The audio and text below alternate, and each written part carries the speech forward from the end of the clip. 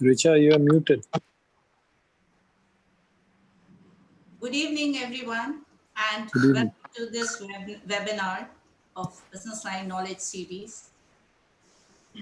The topic of today is something which has created a hole in all our pockets. We can say a mint with a big hole.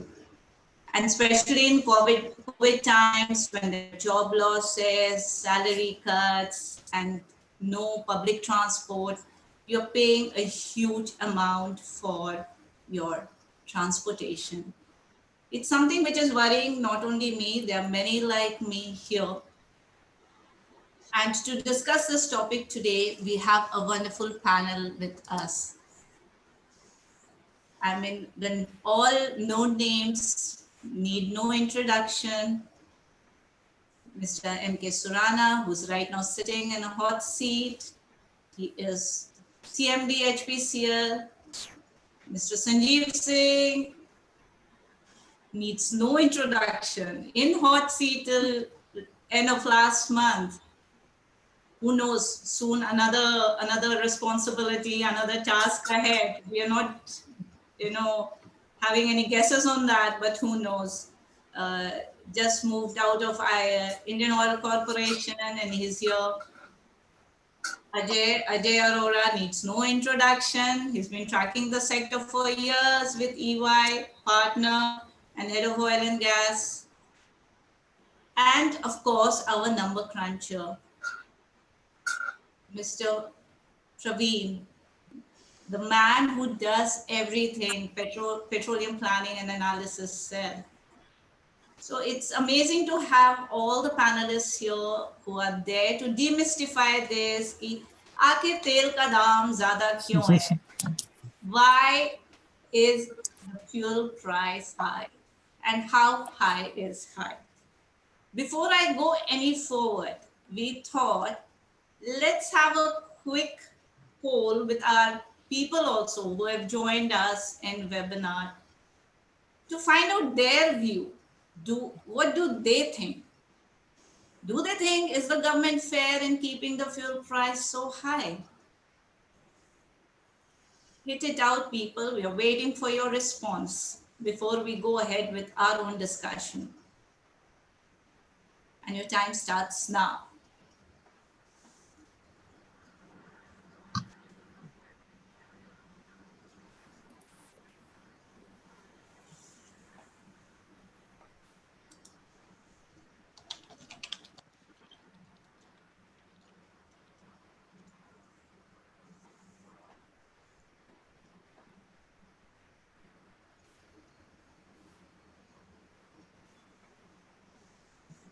You know, while people are just clicking on that button, a thought just comes to my mind that after 82 days COVID period, when the prices started going up again, I just wanted to understand the why of it. Is there a need for it right now? Who is buying that fuel? Is there a market available? Can we afford it? I mean, there was so many fill in the blanks, and of course, I reached out to Mr. Singh. I reached out to Mr. Surana. I, asked all of them that what it is. And while I would like to know my answer, let's see what our viewers have to say for our question. So almost 68% believe that the government is not fair in keeping the fuel prices so high. And it is only 32% who feel that the government is fair in keeping the fuel prices so high. It's quite interesting how people are also reacting to it. But in all this thing, we've, but before I move on to another point, there was an interesting anecdote which I quickly want to share with all of you. during that period when from June 7th onwards, all of you, I say all of you, money, what I mean is the oil companies started raising the prices. I got a very interesting WhatsApp forward which said, talked about a famous MTV show which is called MTV Roadies, and it said that now roadies will go on horses, and it will be called MTV Godies because the petrol price is so high. Who can afford it?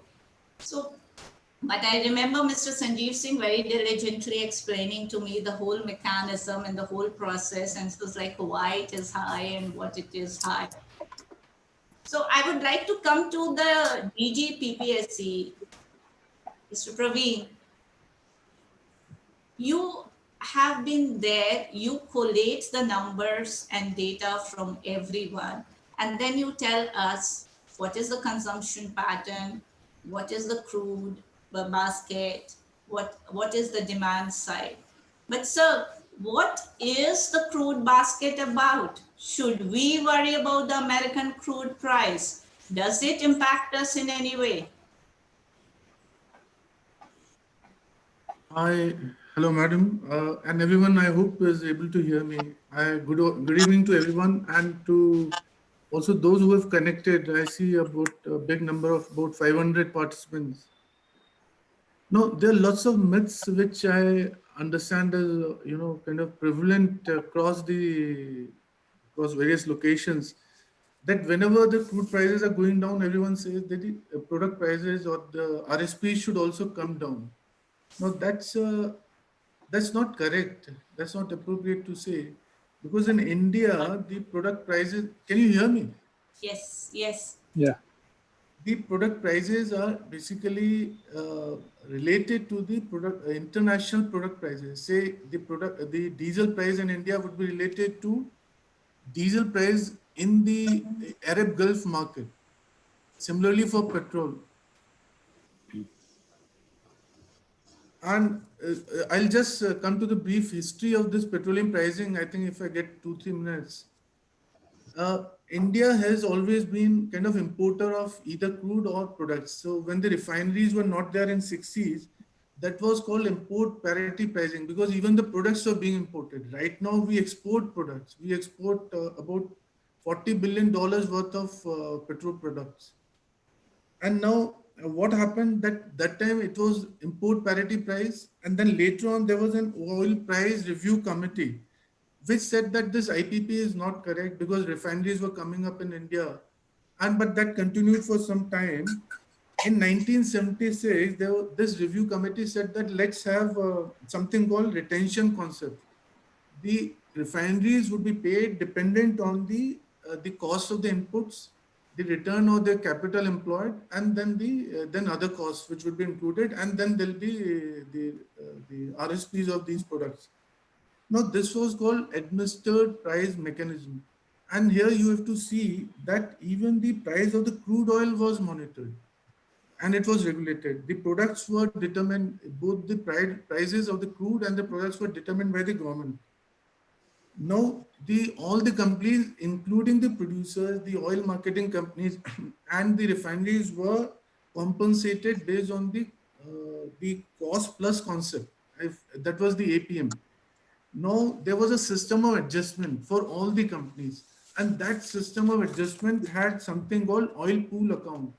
So if there was a deficit, if there was say the surplus, that would be under the oil pool account. The prices would be regulated by the government. There was an oil coordination committee which till 2002, which basically maintained this oil pool account. PPAC, by the way, is a successor to this OCC.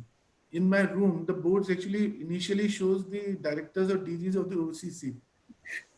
Now, what happened in 1995? Now, if the refineries were efficient or they were not efficient, that actually whatever they were doing, that was going to the oil pool account. Oil pool account became a hugely deficit account, and the government had to issue oil bonds. If I remember correctly, Yes, yes.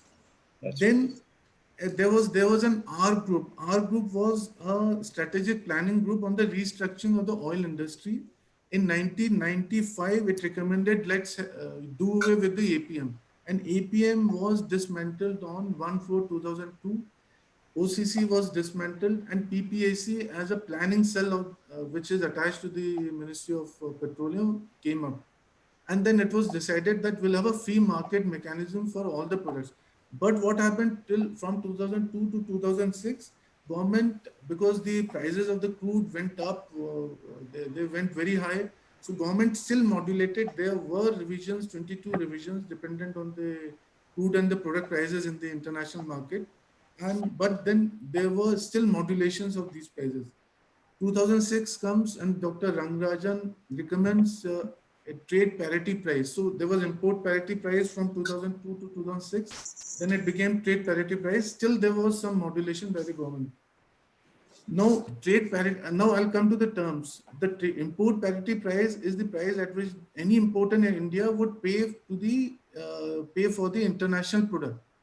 The way it will import and it will sell in India and give it to the oil marketing companies and let them sell it to the ROs. So what happens that for the refinery which take the crude from, they basically import about 80-90% of the crude, they process it here, then they give it to the OMCs who basically give it to the depots and to the dealers, and it goes out through the retail outlets. So if as a refinery I am not efficient, then the OMCs can buy it or import it from the foreign countries which are producing these petrol, diesel, LPG, SKO, etc. So for me, the efficiency is that I am pegged to IPP, import parity price. I cannot sell the domestic OMCs more than the IPP. So that was the whole idea. If I want to be competitive, I have to sell it at the IPP only. And then later in 2006, because we were exporting also, it became a trade parity A price with trade 80. parity price, right? So, sir, there I would like to interject. And, while you were explaining, there came a very, very interesting question from Mr. R.S. Santosh, who said that why don't we have a mechanism to publish a rational price monitoring system where consumers can understand how the price is moving? See, right now, all these are complexities for people like me, for the man on the street. What I want to understand technically is, and this is where I'm also coming from, is that when the international price is like $19 a barrel, my retail price is still 80. And when international crude price is 40, my retail price is still 80. So the in and also the after effects, like if WTI, that is American crude price, falls, should I be getting worried? What is which decides my crude price? And the second point, if you can just put in for us, because there is also a very interesting question from another of our viewers, is Mr. Gaurav Agrawal, that we are seeing that slowly India is also achieving price parity between petrol and diesel. So is this being done with some long-term plan in mind? I think when I kind of just complete the kind of equation, how Yes. does so Yes. what happens that you calculate the TPP, that becomes the refinery transfer price, and refinery transfer price is the price at which the oil marketing companies buy from at the refinery gate. So that is Correct. the RTP.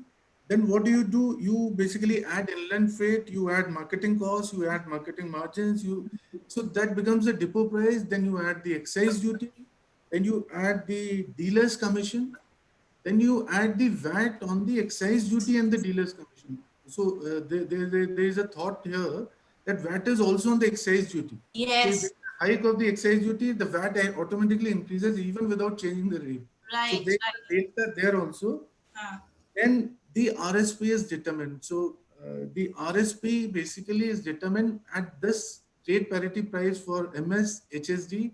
The prices are 15 days cycle, and the prices are taken from these international publishing companies. They are not trading companies. They are like Platts, Argus. We take the FOB prices at the Arab Gulf. We add these components. We basically derive this, so the refinery which is actually buying crude and processing crude is not buying MS and HSD. It's the price at it which should to be competitive, it should sell. So that is the whole gamut of operations. But I would add here from 2010, lots of committees and Dr. Kirit Parikh committee and all, 2010 onwards, the prices of the diesel have been deregulated. They are determined by the OMCs, seeing the international prices as well as their, say, market conditions. Then from 2014, 19th October 2014, the prices of diesel was also made market determined, both at the refinery gate, as I just mentioned, and at the RSP level. And then from 2017 onwards, they are doing it daily. Now, daily is not the MSHSD prices in the Arab Gulf change and then you start changing, because it is part of a 15 days plus 2 days cycle. So if a change happens today, it will actually start impacting from tomorrow, but as 1/15th of some average. So if you see, crude does not directly impact. The change in the MSHSG price does not, they do not directly impact the kind of, tomorrow you will not have a change. It will be a delta change. Plus, crude is a different ball game. Crude has different market conditions. It has suppliers, lots of these OPEC plus, there are political issues. Then demand of the product in the international market determines the prices or the RSP in India. Now, I'll just add the line here before you go to other panelists. Now, in US, 50% of the petroleum consumption is actually petrol consumption. Now, if the petrol consumption in US goes down or goes up, your MS price or the petrol price would actually change here. Then added to that, you have a foreign exchange issue. In 2015, 14-15, $1 was equivalent to 61 rupees. So, but it depreciated over the years and now it is at 76. So 25% has already changed. Keeping everything, like all other variables being kept constant, you would have a change of about 25% only on foreign exchange. So if we see, these are all determined on these equations by the OMCs. They are all free 2010, then 2014 and 2017 daily. So So that is that's a the very whole. interesting point. So let's go to OMCs directly, and I'll directly come to Sanjeev sir first, and then Mukesh sir. And it's very interesting. The questions which the participants are also giving is what I actually had in my list. So I'll straight away mention the participants for you both. There's a question by Sania Singh, and there's a question by Dr. MB Sheshaya.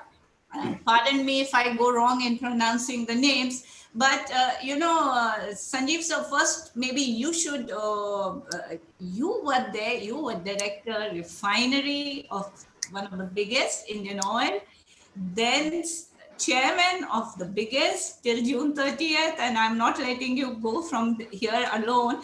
But what the question is, what are the international factors affecting fuel prices?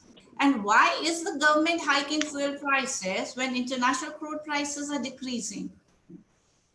Okay, let me, first of all, thanks a lot for giving me this chance to share my views on this panel.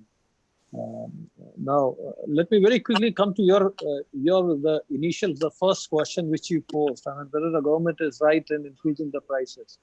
It is with the presumption that probably the government is still controlling the prices. That is number one. Right. So let me now, while Mr. Praveen tried to probably put in a lot of facts, but let me put probably the same things in a little easier way to understand. There are three major components, either when we are talking about the retail price of gasoline or we are talking about for diesel. One is the basic price. The basic price is what he was explaining, which is derived out of international price. We'll talk about that, which is impacted by the rupee dollar exchange rate, which is also impacted by the shipping cost and other things. It also, and other major component is the central excise. Yes. And the third component is the VAT, which is by the state government. Now, when you said government, I mean, whether you are mentioning about the state government, you are mentioning about the central government. Both. So now, okay. So now, if you look at the percentage wise, I mean, suppose I take the prices in Delhi on 7th July, it was, the gasoline was close to 80 rupees 43 paisa, out of which only 31% was the basic price.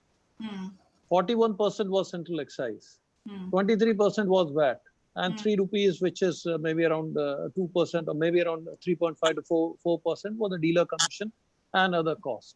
So the component which is impacted by the international prices is less than 30%. Right. Now that to what he was mentioning, that it is also 15 days rolling average. And many a times the exchange is working counterproductive. I mean, 1 rupee depreciation of rupee dollar exchange impacts the retail price nearly 55 paisa. So you can imagine, I mean, even if the prices are falling. Now this is all with the presumption that the product prices are moving in the same direction as the crude prices. Right. Now, which many a times do not happen. In a stable market, it should happen. In unstable market, it won't happen. Now, suppose, I mean, let's forget about the COVID scenario. So, I mean, we have seen there was a severe cyclone on US Gulf Coast. Right. And all of a sudden, I mean, because the refineries had to shut down. When the refineries had shut down, the crude was surplus because they were less taker for the crude oil. So the prices had fallen down while the driving was still happening. So while the demand was still there. So the product prices will go in a different direction and the crude prices will go in a different direction. Now, even the product prices, what he was also mentioning, like US is predominantly gasoline driven. Europe is predominantly diesel driven. Now, depending upon the lockdowns which we witnessed in these two large continents, they drove the prices in different directions. Now, you also, now let's see, when the crude prices are falling, everyone expects that the product prices should also fall. Number one, we should understand very clearly that even if the international product prices are falling, they are only impacting 30% of my retail price. Okay. And even if the exchange rate remains flat, if exchange rate is also, I mean, the rupee is also depreciating, even few paisa will work differently. So that is number one. Now, during these months, when we saw initially, if you see from the January, February, March, during that period when the crude had started falling, due to likely or due to possible oversupplies or due to oversupply in the crude market, and which ultimately overshot in the month of April. The product prices are falling in line with the crude prices because they were all driven by the falling crude prices. And during that time, even in the domestic market also, we had reduced the prices by more than 6 rupees both for gasoline and diesel. Then this corona or COVID thing started, which shrunk the global product demand abnormally. Right. What happened? I mean, all of a sudden, when everything was running normal, immediately the consumption stopped. So they were overstock or they were high inventories of products globally, which impacted the prices. They were not driven by the crude prices going low. They were driven by the demand shrinkage very, very abnormally. And the product prices, the gasoline and diesel prices in the international markets had gone much below the crude prices. Now, at that point, in these months, all products, not only gasoline, diesel, ATF, kerosene, I mean, all products were selling in international market lower than the crude. Now, tell me, I mean, this situation can't be sustainable. This won't last. I mean, this was just a very, very abnormal situation. And that was the reason why OMC had to hold it at a certain level. Now, we held the prices at a certain level, not that we were making money, because the prices were just unsustainable. I mean, although the government keeps a check. Now, the oil companies today are absolutely free to control the prices or fix the prices. But the government has specified a formula which is followed and which we adhere to, and which is 15 days rolling average. So it's a guiding factor. I mean, we can still vary the prices. So while keeping the government informed, we decided to hold the prices because dropping it further was not helping anyone. And they were held at a certain fairly reasonable level. And the gasoline oil, if I remember correctly, was close to 69 rupees in Delhi, which was at that level it was held. And then again in the global market, because of the demand picking up, the prices had again started firming up. They had again started going up. And then from 7 June, we again started moving the prices upwards. Now, even today, now let me again tell you, I mean, these retail prices are worked out based on the global product prices. Right. Product prices, typically, the diesel price in the global market is typically $12 more than the crude. It may be 10, it may be 11, 12, 13, 14. I mean, it is of that order. Today, when we say that it is a decent, it is $5 today. Mm. It had, I mean, I have in my life, I have never seen diesel prices lower than crude. But during this period, nearly for 6 weeks, diesel was running lower than the crude. Now, even these $5, once the demand firms up, even if the crude is stable, the diesel prices are likely to firm up further, which will again drive the prices up. The gasoline, as we are speaking today, the gasoline crack today is zero. It Mm. means in international market, the gasoline prices are same as crude. It won't last after 3 months, 4 months, 5 months. When the situation is improving, when the driving is coming up, when the demand is picking up, this margin will further go towards more positive, which will again drive the prices upward. Now, ultimately, the customer is seeing the retail selling price, of which only 30% is nearly 30% today is driven by these factors. The rest 70% are either the central excise or the state VAT. Now the government, I mean, you see the governments, from their point of view, if you see, they had increased the prices because the prices had fallen, the volumes had dropped, the government revenues had dropped. Now once the revenues start picking up because of the volume, because of the higher prices, then it's the government call to rationalize the duties, I mean, whatever way they want to be. So So that's a very interesting point you made, sir. And like a true champion, you defended the government also here. That government revenues are also, and I know that it's like oil money is easy money, and whether it's center or states, they get an amount. They know this money is coming in, given the tax structure and everything. So on those thoughts, I'd like to bring Mr. Surana in here. And Surana, sir, a very, very specific question for you, which not only Richa is asking, but some of our readers have also put across. Is the price actually deregulated? I don't believe. I strongly feel there's an artificial control in the price which we see today also. We have seen it in Karnataka election times. We saw it in COVID times. But we are also told that oil marketing companies have the freedom to decide on the pricing. Now, if I move away the tax components, VAT and everything, so which come for the retail price, entire 60% or over 60% come is that, then you are actually, the actual cost is around 34 or 40 rupees a liter. So sir, in all this, it's your oil marketing companies which are becoming the bad boys. How do you want to defend yourself here in this whole situation, in this whole scenario? Thank you, Richa. Actually, Praveen and Sanjeev has made my life easier because they explained all what is supposed to be explained. Actually, the price is around 31%, is not 40 or 45% out of the total thing, which is depending on the factors other than excise duty and VAT. So let's say out of 80 rupees, around 25 rupees will be the price of which is what the companies decide. There is a formula which decides the dealer commission, which is around 3 rupees 60 paisa for petrol and around 2 rupees 54 paisa for diesel, and approximately 40% goes in excise duty, 23% goes in VAT. Now, whether the price is regulated or not regulated, we can keep on debating this question, and it has been debated number of times. That is a favorite question which comes every time. The fact is that, as Praveenji has mentioned, in 2010, petrol was decontrolled. In 2014, diesel was decontrolled. And in 2017, the prices of petrol and diesel were made on daily basis. Okay, are you able to hear me? Yes, Yeah. yes, yes. yeah, go ahead. Okay. Now, as Sanjeev mentioned, there is a formula which is a derived basis certain discussion and a lot of deliberation. And Praveenji mentioned it has gone through a process of evolution over a period of time, right from the control regime to administrative price regime to decontrol regime.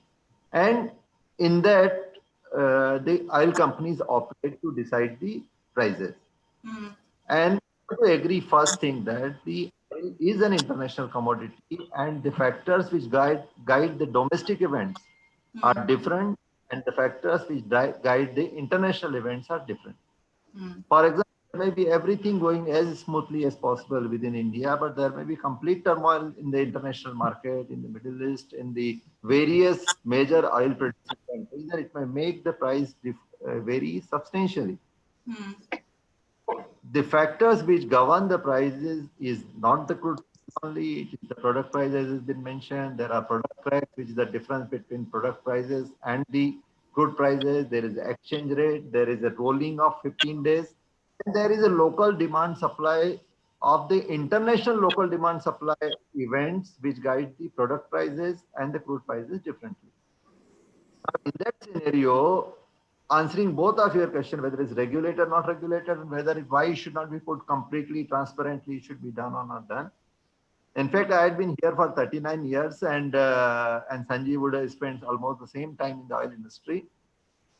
One thing we need to be sure that nobody could predict the oil prices, and second, it is as simple as anybody would like it to assume also. Right. Lot of factors which come into working of this. So there is a formula base, there is the calculation in which comes. Right. Now, what we do is, if there are the unnatural spikes, Mm. then moderate it to ensure that there are not uneven and unnatural highs and lows in the market on day-to-day basis, which may impact the consumer adversely. Suppose I pay for filling of the petrol pump and today the price was 3 rupees higher and tomorrow it dropped, I will definitely feel hurt that I would have waited for a day, or the reverse way also it can happen. Mm. So the prices are aligned to daily basis. Some moderation comes because of 15 days, but if there are spikes, we do take into because we will have a view of at least some few days in future how the prices are going to come, and we do moderate the prices to certain effect. Mm. Why sometimes you do not see that there is no change at all and there is some change for a longer time. Right. So that does not decide whether the price is regulated or not regulated. It is the stated policy of the government that the prices of petrol and diesel are deregulated.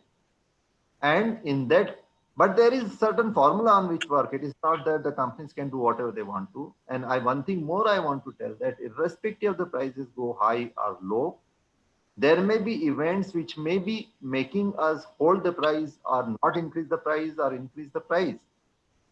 But ultimately, over a period, the prices are aligned to the international prices. Neither the oil companies keep a rupee more than what is required to be done. At the same time, we also like that we should be able to recover the prices which we are supposed to be as per the international prices. And that is in this regime, the whole environment works. Now, one can always argue, and oil being the favorite subject, we do not talk about the same thing of various other commodities which the prices goes up and down. It goes up for potato, it goes up for onion, it goes up for vegetables also. But it is fashionable to talk about the oil price. So we do talk and we do explain, and the same question is asked, and same question we explain again and again That's and again. But exactly. over a period, let me assure you once again, Richa, that Uh, if you take a horizon, the prices are aligned to the international price. So, but that brings me to another question, and which an very common argument is that टमाटर का भाव बढ़ा है because तेल का दाम बढ़ा है.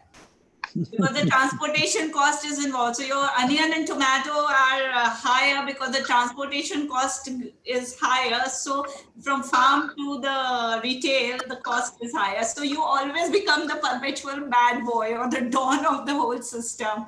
But there was another very The interesting system, question. yeah, Richa, just one thing that Yes.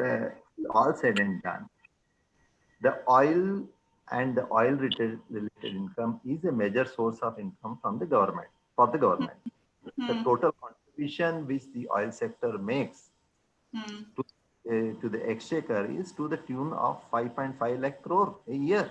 Right. Or around 3.5 lakh or so goes to the central government, around 2 lakh crore odd goes to the state government. So the government, if needs the resources, oil is an item which the government do look at, and therefore it comes under purview when the price, the duties are high or the taxes are high. But I also want to tell that internationally, it is not that that it is the other countries it doesn't have in that range. Italy has got 64% as the taxation. France has got 63%. Germany has got 63%. So we can't say that, yes, I can agree that all of us would like it to behave as low as possible, because everything goes ultimately in the budget of the individual. But sir, while we were talking about this, there's a very interesting question by Mr. Anand B, and which I want to bring in. I'm taking the second part of his question, that why there is an asymmetric price adjustments. That is why prices are more flexible on the higher side, and why is it sticky on the lower side? Like when what oil companies tend to do is when it is lower, you flatten the thing. I mean, it remains at the same price, which was the previous day or the day earlier. But when there's a spike, the prices are increased immediately. No, that's the way you might be thinking, because you're comparing to the crude prices, but there is a relationship of the crude prices and the cracks. And the price low, the cracks also comes move in a particular direction. And if you plot 100 years of cracks versus crude prices and the band, you will understand that. So the question is, there is a band in which the prices move in a certain direction. There is a band in which the prices move in different direction. And as we mentioned, what we do is only 30% of the total pricing. But what happens is, if the prices are low, the excise duty is a flat amount of 32 rupees and 98 paisa. So if the prices were 20 rupees, 30 rupees may be even 100% of that. And if the price is 100 rupees, then 32 will be 30% of that. Now the government has got the thing which are percentage related. If the prices are higher, even at a lower percentage, government will get certain amount of money. But if the prices are lower, then if you are percentage based, then at a lower percentage, you will get lower money. So to compensate, they increase the percentage.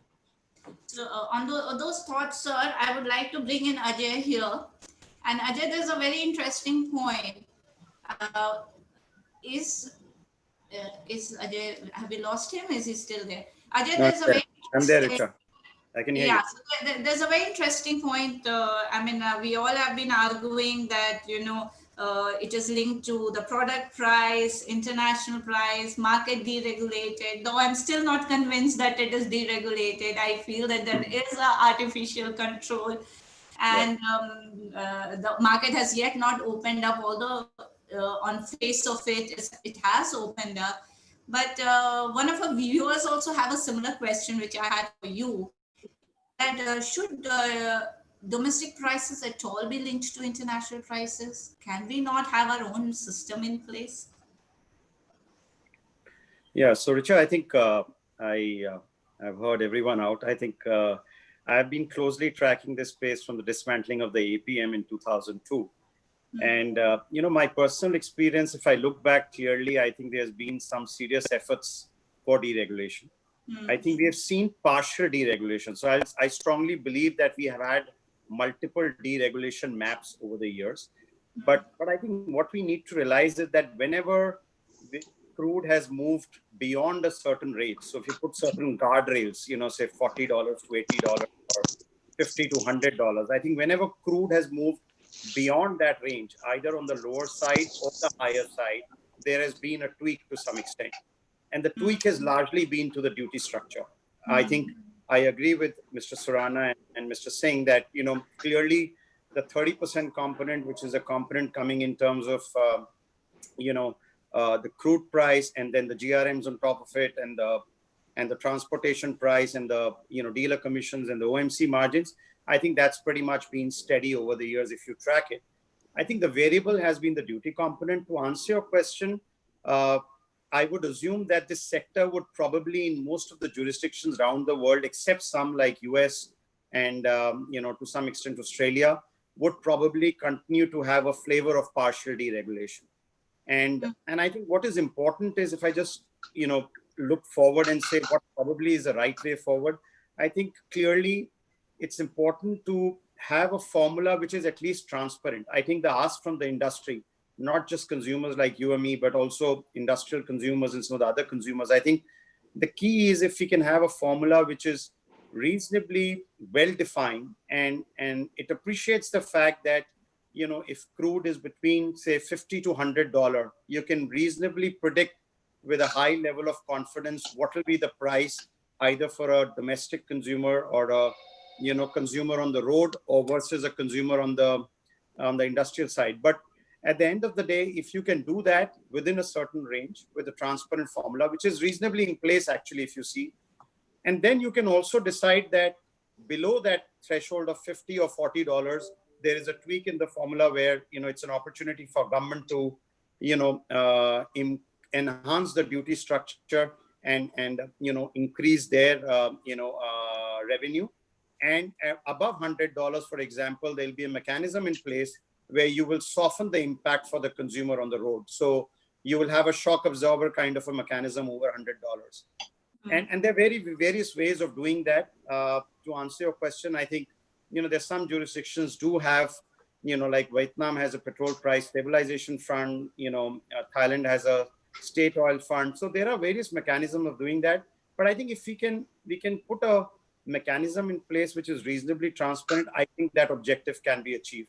But I think below a certain threshold and above a certain threshold, I think you would find that this sector would have you know, tweaks that you will continue to see in terms of the duty structures to achieve a certain objective.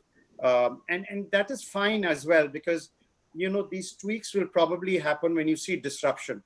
The disruption could be either local disruption, which is an account of, you know, state elections, other elections, etc., where you have those windows for about a month or two where, you know, there are periods where even the marketing margins can even end up being negative, or it could be global disruptions. Right. And I think we have to appreciate that, you know, this is a big sector, and, you know, these disruptions will cause those momentary lapses. But I think overall, if we trend it over a longer period of time, I think there are mechanisms where I think we can reasonably put structures in place which can achieve that objective for the consumer, you know, either domestic or industrial. So what we all seem to agree on is that there is a certain kind of, or may not, I mean, of course, the oil companies will not agree, but there is a certain kind of distortion in the pricing that has happened. And somehow that is what is pinching our pockets more. There's no consistency. The whole system or the whole setup, the way it is working.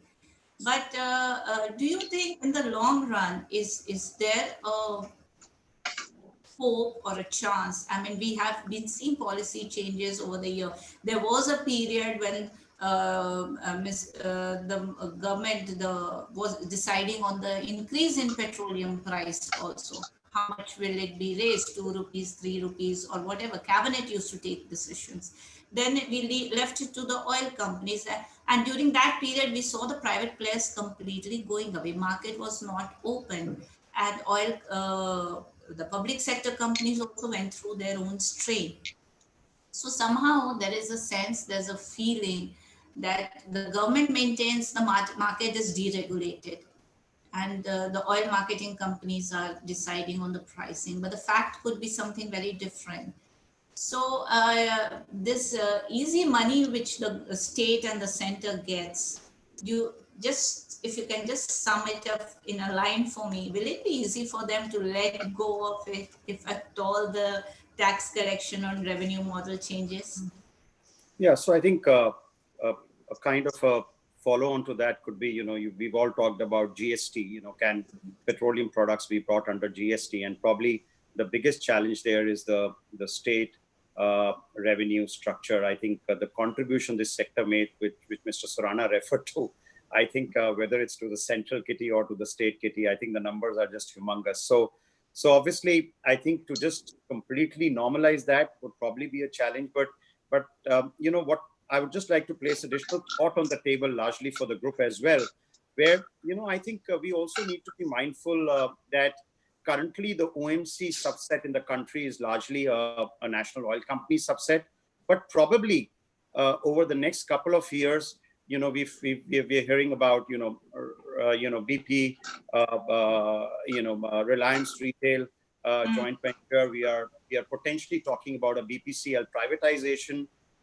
We're talking about Rosneft Nayara, in the market. So what I'm just saying is that this would probably be an important driver as well, because one of the drivers to have a transparent formula where even the oil majors can run the business at a certain marketing margin, and the shocks are minimal. I think that will also be important, because I think over the next couple of years, as I foresee, you will probably have multiple players who would be in the retail business in additional to the OMCs, which has been the historical thing. Now, historically, last decade, we had global players coming in, domestic players coming in, but they had to, marginalize their operations primarily because of the uncertainty in the product pricing or the fuel pricing at the last mile.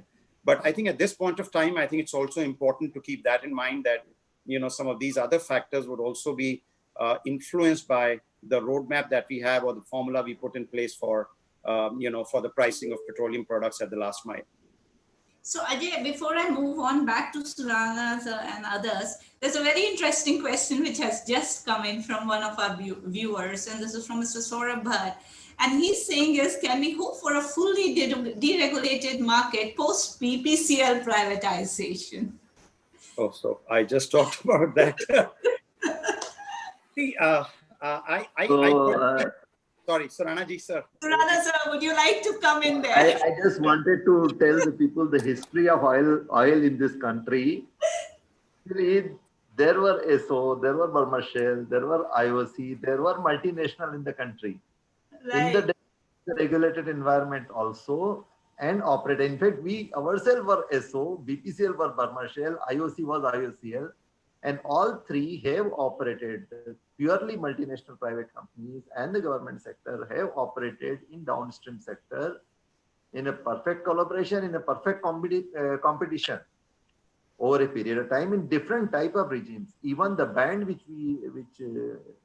Arora was talking also has been tried once during the regime, I think Mr. Vajpayee's time, where the band mechanism was also tried, that within a band it will be kept constant and above the band it will be. So as is rightly been said, the things have evolved. Of course, there are always possibility to do it better also. The more and more players coming, which are guided purely from the commercial reasoning, may bring a market determined focus more.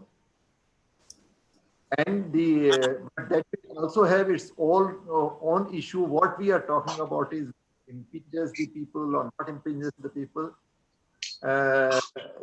Then that may not be the consideration. That it will get guided purely from the market determined considerations. And but I think the sector is evolved over a period of time, reasonable in phases that deregulation has come, and there are possibility more can come and more can be.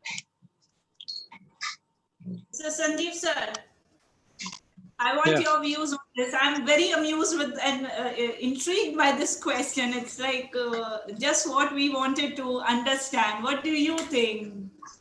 Post BPCL privatization. Let me also add to what Mr. Ajay was saying. Number one, everyone should understand that we are not working on a cost plus model. It's not cost plus. So we are deriving, although it's only 31-32% the basic price component, which is driven by the international prices. But this is we are not based on the cost plus and then fixing up a margin.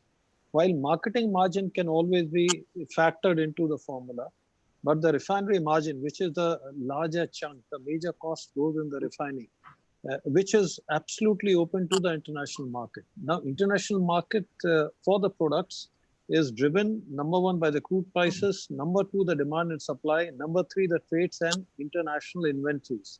So there are a lot of large factors which are impacting these prices. Now, as we move forward, now in India, definitely we are not going to have, even today, while OMCs still have nearly 90% of the total market, But as we move forward, there will be more private players, there will be more international players coming in the Indian market. So the market has definitely to remain deregulated and transparent. But whoever be the player in Indian market, let us realize, I mean, apart from the marketing margin, even the whatever formula we derive at, whether we try to work out a floor and cap mechanism, or we try to protect the minimum margin, why take care of the very abnormal high margins also. So we'll have to probably work out a slightly different formula to give some protection to the players as well as to pass on the benefit to the customers. Now, this present formula, what we are following today of 15 days average price for international price market is absolutely fine in a stable market. Now, nobody had ever imagined that the product prices will remain negative for months. Now, I mean, people should appreciate this. The following any formula in such a situation will just not work, whatever we do. Whether it is a private player or whether it is a public sector, I think none of the company can probably sustain this kind of a situation. Now, we don't foresee also that similar volatility in the market will remain always. I think the market should stabilize. And once the stability returns to the market, these formulas are absolutely workable. Now, moving forward, I mean, to a large extent, I still believe that we have the pricing freedom. Now, kindly understand, the pricing freedom is only for the 30% or 31% of the component, and which is also driven by the transparent factors. So to work out on that account is perfectly fine. But many a times, because of the other things, other components which do vary, the retail price is changing, which might be probably averaging out, or which might be negating the whatever movement is happening because of the pricing freedom. So before I move on to my second bit, which is again a very relevant point as to how the whole pricing also impacts our consumption pattern, and is GST an answer? We would like another poll for our viewers. We would like our viewers' comments also on how they feel the consumption pattern is. Can we have the question, please? So what the question which we are posing to our viewers is, will a lower fuel price boost the economy?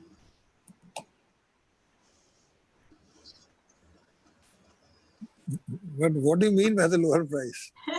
that I will come back to you, sir. That will GST bring it down? Do we see enhancing of consumption pattern? I mean, I was just going through the latest numbers. The consumption doesn't seem to be much impacted with the price which we are talking about. But yeah, let's see what our viewers are also saying, because the center needs oil money, the states need oil money, the Aam Aadmi wants to save his money. So now, like, we are all stuck in that cycle. Richa, if you ask the question that, am I intelligent? Yes, ma'am. So I think I'll just try to chip in here. yes, sir. Now, if you see 1920 consumption numbers, Yeah. About 38% was diesel, about 14% was MS, that petrol, and LPG was about 12%, and naphtha was about 7%. So you have a petroleum coke, which was about 10%, and others at 5%. So whenever we are talking about prices and all, we have been talking about auto fuels. Now I've just got some data. No, I'll just intervene 1 minute, sir. So we have a response to the poll, and almost 73% of our viewers are saying yes. Only 27% feel no. So everyone is voting for a lower fuel price. And yes, Praveen, sir, please go ahead on the consumption now. Then we have been talking about GST, LPG, domestic LPG, and the TDS kerosene is actually under GST at 5%. The prices of LPG, that 14.2 kg cylinder, I just had some data. In India, it is 594 as on date, daily price. Pakistan is 728. Nepal is at 866.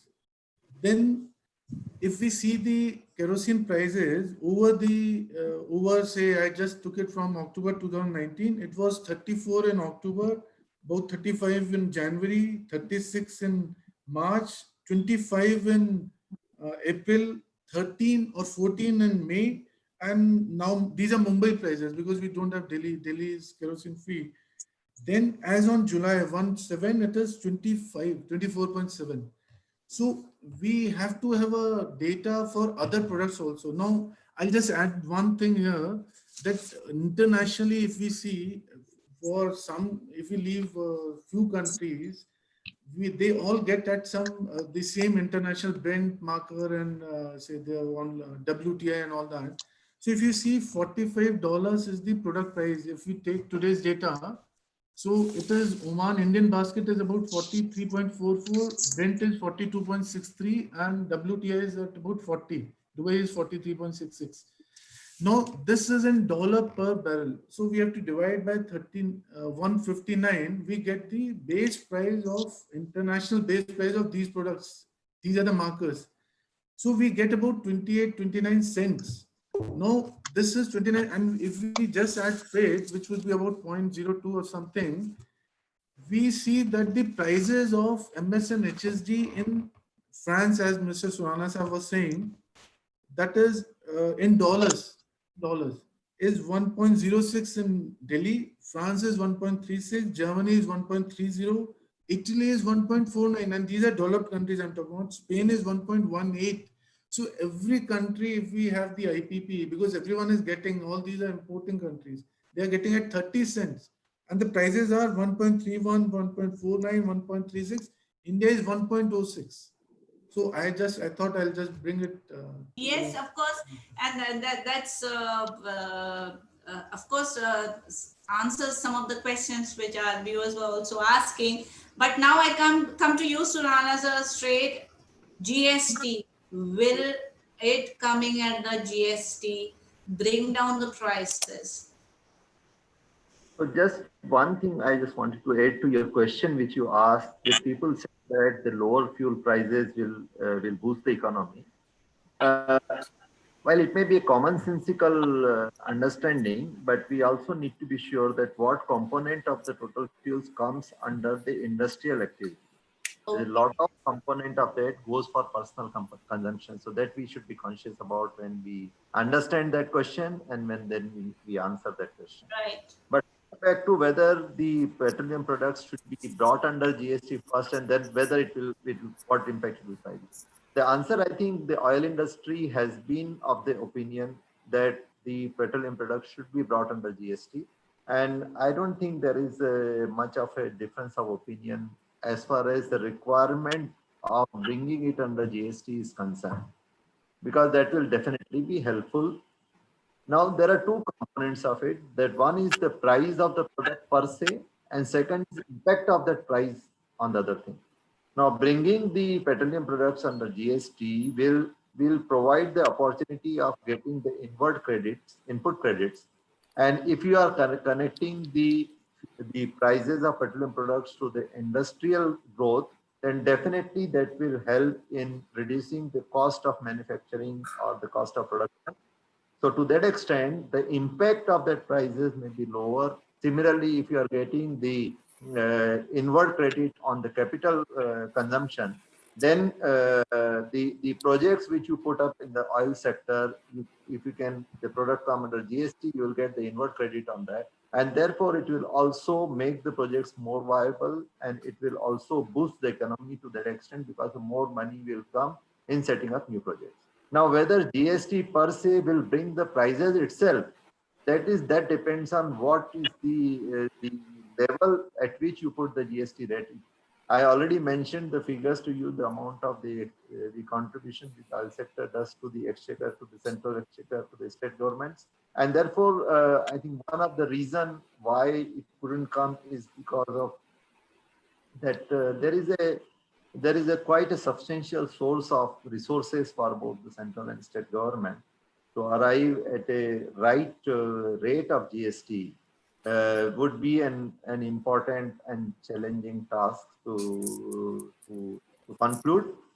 But I hope and I wish that at some point of time this product should be brought under GST. And if that does, whatever rate it is brought, that will determine the price of the petroleum products. But bringing it under GST, they will definitely reduce the impact of the pricing on the people, and it will also help in industry. So, Sanjeev sir, your last thoughts, GST, and when do we see the consumption coming back? You see, GST, what Mr. Surana was saying, I mean, if the products are, these 5 products are also brought into GST, number one, they will definitely help the oil companies because they will be able to take advantage of input credit. They will also help the large consumers who today are buying these products under VAT, and they can take the input tax credit.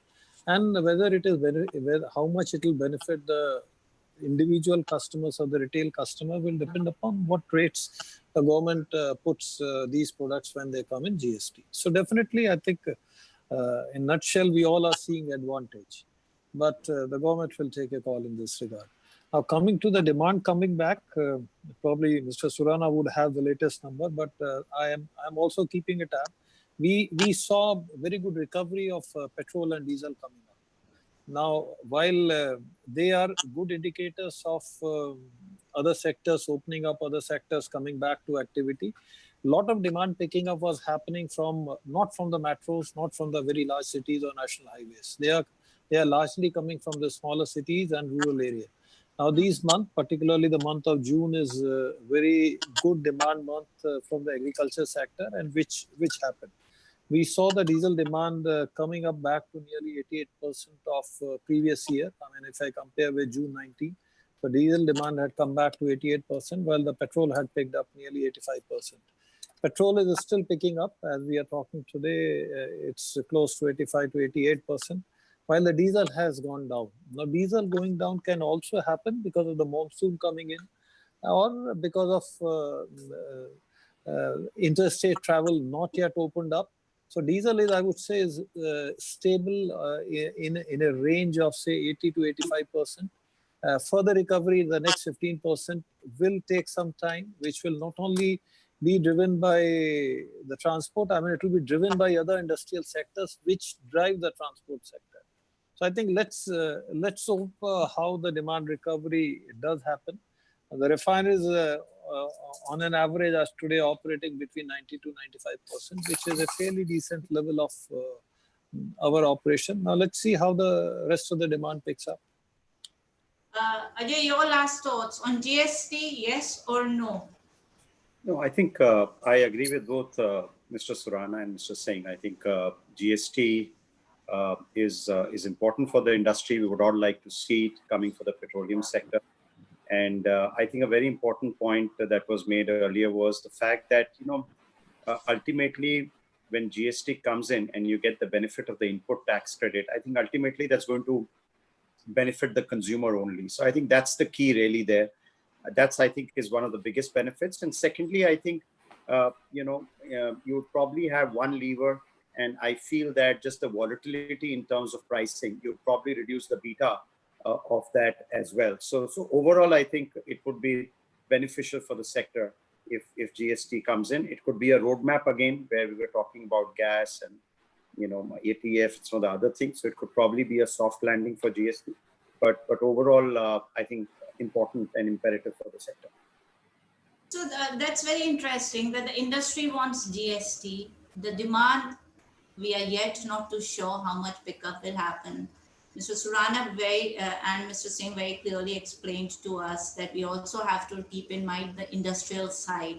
We're just not talking about the consumers on the individual side, private side. Mr. Praveen, I would like to come to you. So you would have got the latest consumption pattern. I mean, in this period also. Do you see a uptick in demand? Yeah, as Mr. Sanjeev Singh mentioned about MS and HSD running at about 85%, that is correct. We got June numbers. These are still provisional, but that includes private and DGCS data also.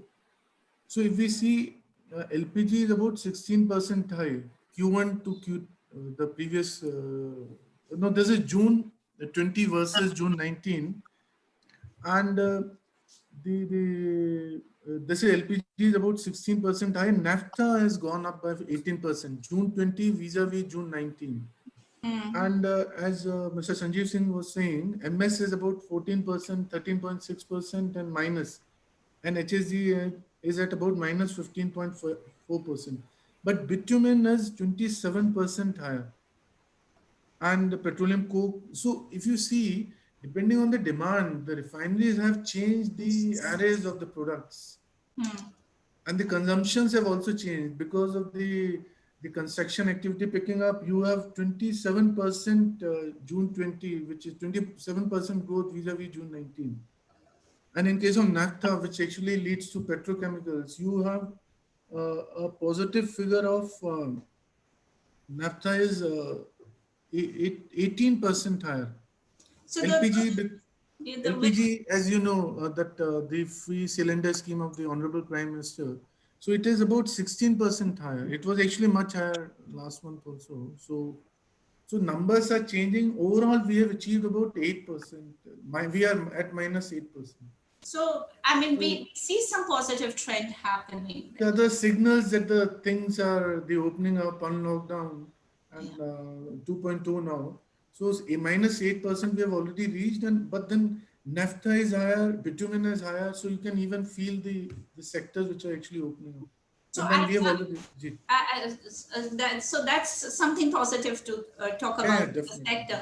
But Surana sir, Sanjeev sir, there is one question which are very specific to you three people, and which is one from one of our readers also. And I would like to actually close with this question because it's very, it's happening and the government is also promoting it quite a bit. This is from Julian George Oman. I hope I got his name right. That how do you see smart hybrid and electric powertrains affecting future of the oil sector in the long run? Whoso wants to take it first, please. So let me respond to this. Now, number one, the future of transportation will be driven by the customers. Right. You see, whatever is now there are different drivers.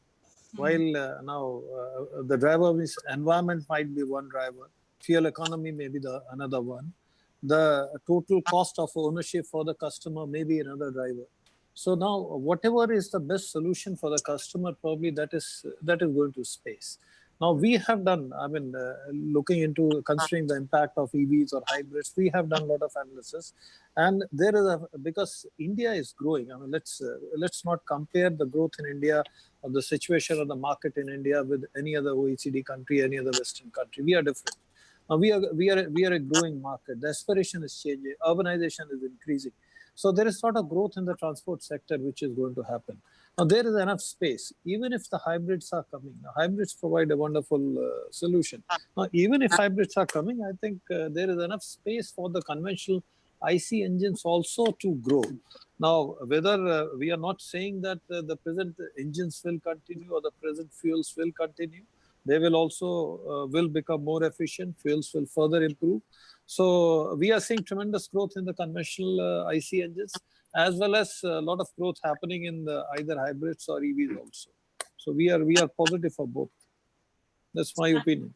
Surana sir, you are in the hot seat right now. I probably fully agree with Sanjeev because this issue had been in the discussion for quite some time.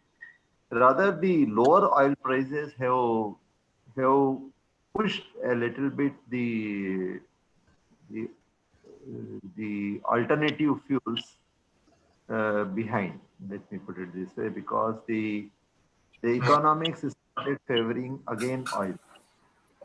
So just like lot of activity was seen on the alternatives when the oil prices are very high, the reverse may also happen when the oil prices continue for the lower side. The motivation to spend on the alternatives reduces in general in the research, etc. Now, as has been mentioned, India, the way it is growing and the demand is coming, probably the new hybrid systems or the EV systems or whatever the alternative systems are, they can take a part of the growing demand, but still we are far off from where the oil demand can start going negative because of the impact. And there are recently there was an article from Oxford Press, I think, and is was probably saying something like this. And today there was a report on Wall Street Journal on the impact of coronavirus on the oil demand, and they said that quoting IEA that probably the worst is far from oil. But while there will be some new alternatives will over a period of time, but I think still there is a time where we can say that the growth in the oil will go to negative. The peak oil demand is still a bit farther than what many people will try to believe. That's very interesting. Ajay, your thoughts? Yeah, so I think I agree with Mr. Surana.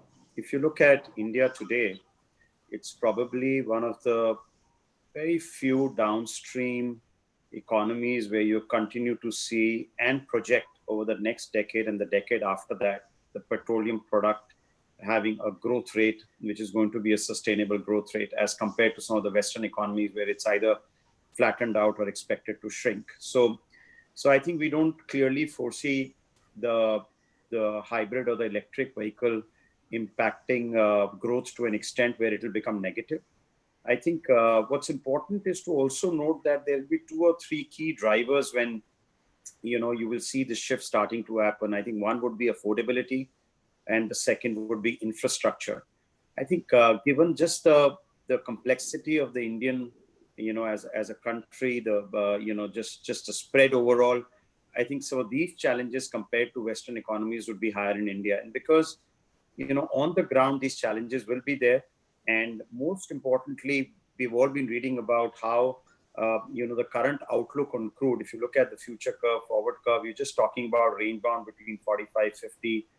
So this outlook also would probably benefit the fact that, you will see a slower shift towards electric and hybrid. And that is something which, therefore, given the volumes that we're talking about, at least for most of the part of this decade, towards the end of this decade, I don't see a significant impact on the volumes or the consumption behavior in the oil and gas sector in India.